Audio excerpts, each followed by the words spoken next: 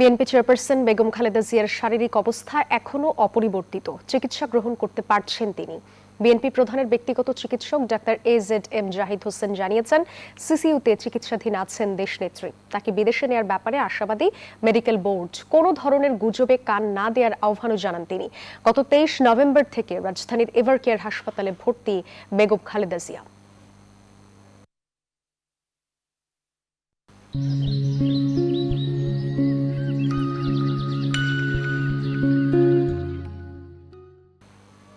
বেগম খালেদা জিয়ার স্বাস্থ্যের সবশেষ অবস্থা সম্পর্কে জানাতে রাজধানীর এভারকেয়ার হাসপাতালের সামনে থেকে যুক্ত হচ্ছেন সহকর্মী ফারজানা রিয়া।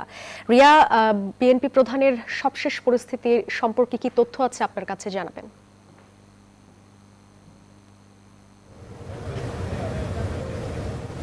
সাদিয়া, সকাল থেকে আমরা এখন দুপুর 2টা নাগাদ এখানে অবস্থান করছি এভারকেয়ার হাসপাতালের সামনে। কিন্তু এখন পর্যন্ত কিন্তু বিএনপির নেত্রী খালেদা জিয়ার কোনো অপরিবর্তিত অবস্থায় আছে। নতুন কোনো তথ্য এখন পর্যন্ত আমাদের কাছে আসেনি।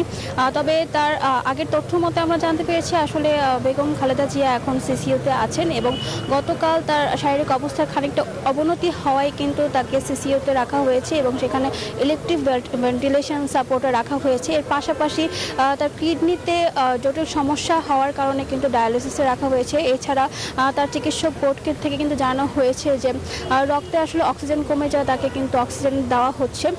দীর্ঘদিন যাবৎ কিন্তু তিনি উচ্চ রক্তচাপ, লিভার, কিডনি এবং নানান জটিল রোগের আক্রান্ত ছিলেন, যার ফলে কিন্তু হঠাৎ করে গত 23 নভেম্বর তিনি আরও বেশি অসুস্থ হয়ে পড়েন এবং তাকে এভারকেয়ার হাসপাতালে নিয়ে আসা হয় এবং দেশি বিদেশি প্রায় বেশ খানিকজন চিকিৎসকদের নিয়ে কিন্তু একটি বোর্ড গঠন করা হয়েছে। তারা কিন্তু সকাল থেকে রাত অবধি বিভিন্ন ধরনের তাকে চিকিৎসা সেবা দিয়ে যাচ্ছেন এবং তারা আশা করছেন আসলে দেশে চিকিৎসার মাধ্যমে কোনোভাবে যদি তিনি সুস্থ হন সেক্ষেত্রে বিদেশে নেওয়ার প্রয়োজন হবে না, কিন্তু যদি শারীরিক অবস্থার আরও অবনতি হয় সেক্ষেত্রে তাকে দেশের বাইরে চিকিৎসার জন্য নিয়ে যাওয়া হবে।